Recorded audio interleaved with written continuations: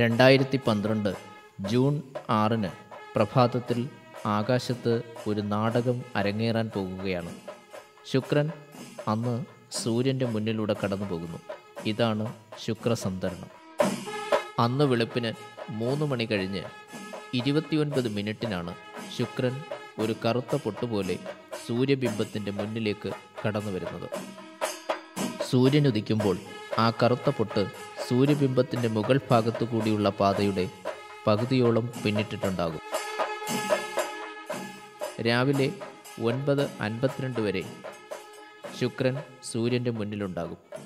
ഇത്തരമൊരു കാഴ്ച കാണാൻ ഇനി 2117 വരെ കാത്തിരിക്കണം.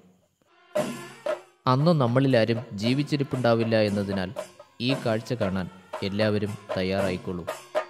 8 വർഷത്തെ ഇടവേളകളിൽ നടക്കുന്ന ഇരട്ടകളായാണ് ശുക്രസംതരണങ്ങൾ നടക്കുന്നത്. 2004 ജൂൺ 8 നടന്ന ശുക്രസംതരണത്തിൻ്റെ ഇരട്ടയാണ് 2012 ജൂൺ 6 നടക്കുന്ന സംതരണം. അടുത്ത ഇരട്ട സംതരണം നടക്കാൻ 105 വർഷം കഴിയും.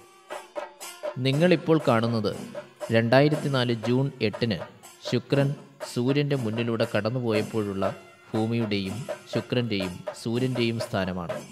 നടുക്ക് സൂര്യൻ, അകത്തെ ഭ്രമണപഥത്തിൽ ശുക്രനും പുറത്ത് ഭൂമിയുമാണ്.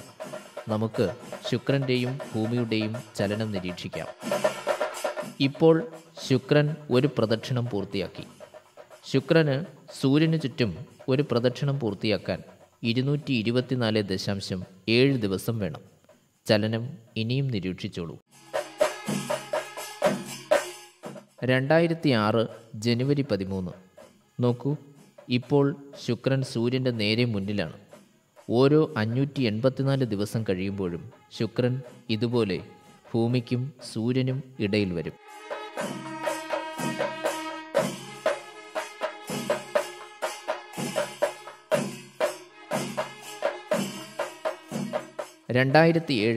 ആഗസ്റ്റ് 20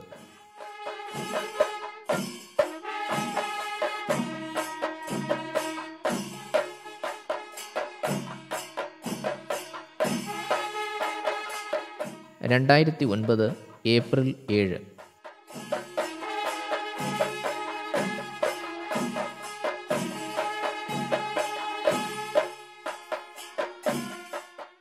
2010 ഡിസംബർ 5 2006 ശേഷം ശുക്രൻ സൂര്യൻ്റെ നേരെ മുന്നിൽ വന്ന ദിവസങ്ങളായിരുന്നു ഇവ.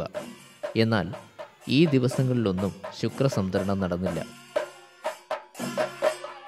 പക്ഷേ 2012 ജൂൺ 6 ശുക്രസംതരണം നടക്കും.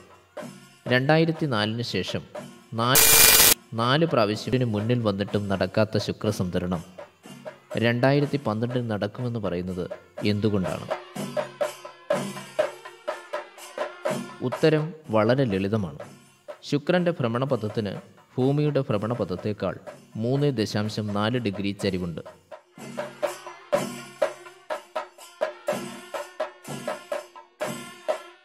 അതിനാൽ ശുക്രൻ സൂര്യന് മുന്നിൽ വരുന്നെങ്കിലും അവ നേർരേഖയിലല്ല.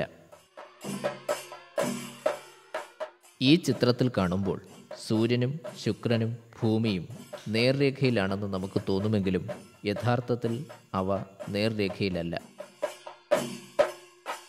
2004 ശേഷം സൂര്യനും ശുക്രനും ഭൂമിയും നേർരേഖയിൽ വരുന്നത് 2012 മാത്രം.